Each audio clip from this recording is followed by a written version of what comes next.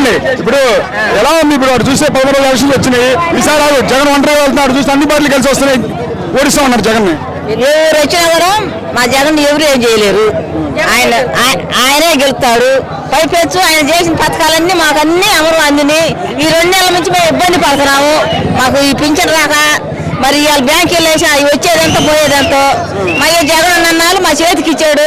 తమ బియ్యం వచ్చినాయి.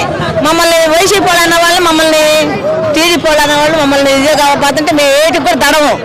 మాకు జగన్ ఉంటే చాలు, జగన్ రావాలా. ఇప్పుడు పింఛన్ బ్యాంకింగ్ చేశాను కదా, బ్యాంక్ ఎక్కడ మీ దగ్గర దూరం ఇక్కడ దగ్గరే కానీ కొంతమంది బల్ల ఇవాళ అందరూ ఇబ్బంది పడుతున్నారు, అందరూ తిడుతున్నారు. మా తండ్రి మా బిడ్డ మా జగన్ మా తండ్రి మా కొడుకు మాకు ఇచ్చినందుకు మేము ఎంతో సంతోషపడ్డాం. 5 ఏళ్ల నుంచి ఈ 2 నెలల నుంచి ఇబ్బంది పడుతున్నాం. చంద్రబాబు నాయుడు అన్నాడు జగన్ కంటే ఎక్కువ పథకాలు ఇస్తానన్నాడు, నమ్ముతారు మరి? అవన్నీ వచ్చి మాటలే. మునుపు వచ్చినప్పుడు గెలిచాడా? మునుపు వచ్చినప్పుడు ఇచ్చాడు, గీలేదుగా.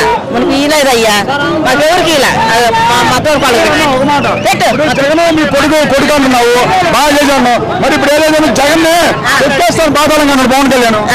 ఆయన తరం కూడా కాదు, ఆయన బాబు తరం కూడా కాదు. మా జగనే వచ్చేది, జగనే. మీ జగన్ ఒక్కడే కదా, అందరు కలిసి వస్తున్నారు కదా. 10 మంది వచ్చినా కూడా ఒక్కడిని ఏం చేయలేరు. మీ జగన్ ఓట్లు అయితే వాళ్ళ చెల్లెలు కూడా చదువుతుంది కదా.